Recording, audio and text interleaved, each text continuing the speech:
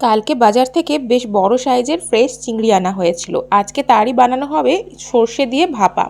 এটা করাটাও যেরকম ইজি, সেরকম খেতেও কিন্তু সাদা ভাত দিয়ে বেশ ভালো লাগে। এখানে একটা টিফিন বাটির মধ্যে নিয়ে নেওয়া হয়েছে চিংড়ি মাছগুলো, আর তারপরে সর্ষে বেটে নেওয়া হয়েছে, তবে পুরো সর্ষেটা দেওয়া হয়নি, সর্ষে শুধু জলটা দেওয়া হয়েছে আর যাতে অম্বলের প্রবলেম না হয় সেই জন্য। আর তারপরে এখানে দিয়ে দেওয়া হলো পোস্ত বাটা। তারপর এখানে কাশ্মীরি লঙ্কার গুঁড়ো, নুন দিতে হবে একটু বেশি পরিমাণেই, যেহেতু সর্ষে বাটা দিয়ে করা হচ্ছে। তারপরে অল্প পরিমাণে হলুদ, আর তার সাথে দেওয়া হয়েছে অল্প পরিমাণে জিরের গুঁড়ো। তারপরে নুনটাকে ব্যালেন্স করার জন্য খুবই অল্প পরিমাণে চিনি দেওয়া হয়েছে। যে কোনো খাবারেই নুন আর চিনির ব্যালেন্সটা ঠিকঠাক হওয়া দরকার।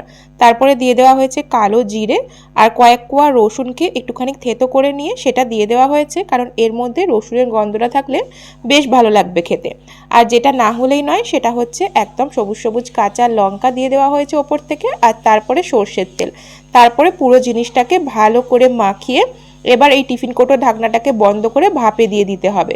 10 থেকে 15 মিনিট মতন ভাপে থাকলেই রান্নাটা পুরো রেডি হয়ে যাবে। চিংড়ি মাছ যেহেতু নরম মাছ, সেজন্য সেদ্ধ হতেও বেশি টাইম লাগবে না। গ্যাসের ফ্লেমটা মিডিয়ামে রাখা হয়েছে, কড়াইয়ের মধ্যেই ভাপে রাখা হয়েছিল। টিফিন বক্সটা ঠান্ডা হওয়ার পরে এই যে টিফিন বক্সটা খোলা হয়েছে।